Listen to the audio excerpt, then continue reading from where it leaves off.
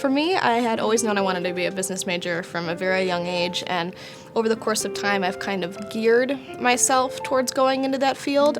That's actually the reason why I chose China, because I wanted to learn about them culturally. Although I had never been really invested in Asian culture before, I thought it'd be important, considering a lot of our trade agreements between the U.S. involves China as far as foreign country goes. So I really wanted to have that experience to where I could go and learn not only about how they did business domestically, but how, international trade works between the two countries. And for me, that was very eye-opening. China has a concept called guanxi, which is kind of similar to the idea of networking, but their inner circle is a lot closer and a lot more personal.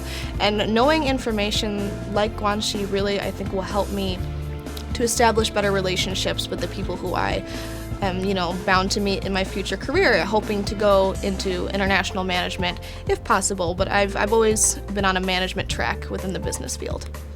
I think a lot of people embody that phrase, think globally, act locally, but I'd rather think globally and act globally, because it's more inclusive for everybody. And I sincerely think that studying abroad is exceptionally valuable because it gives you a new perspective on life and what your career options are and, where you can take personal interest. And for me, it really inspired me to travel more. I got to experience a lot of the country. I got to travel to, I think, about 8 different cities. I went to the East Coast, traveled south, and then back up to the center of China, which is where Xi'an is located.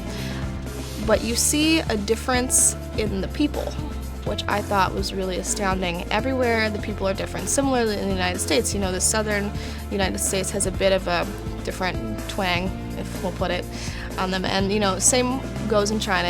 It's different everywhere you go, and I think you have to be really cognizant of that when you travel. It's made me more aware of how accepting I need to be for the dynamic, changes that you can experience within different, not even different cultures, but different cities within the same culture, which I think is really impressive to get to view firsthand. I made friends all across the board. I made American friends that I will have lifelong, as well as Korean friends and Chinese friends. And you get to travel around the country, you meet new people. I have some Belgian friends, I have friends from Germany. So now I have friends all over the world, which is quite frankly really exciting for when I get to either go back or travel to new places. So I think the friendships I had are going to be long-lasting and just very valuable to me. Something I think that I struggled with was learning characters.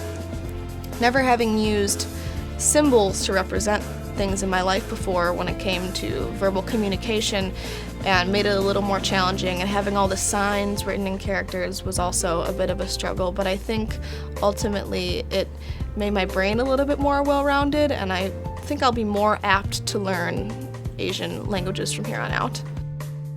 No matter how confident you think you are, you always have limitations, and going there kind of forced me to get out of my shell in a different way that I wasn't used to. So learning a new language and really beating down that language barrier was very challenging for me, but making yourself more comfortable being in an uncomfortable situation where you don't know the culture and you don't necessarily understand all the nuances of where you are, that gathering that new understanding, I think, really reinforced the confidence I have in myself to then pursue new things that maybe before would have been a little bit out of my reach. For me, China didn't necessarily change the path of my career. If anything, it reconfirmed that I'm on the right one.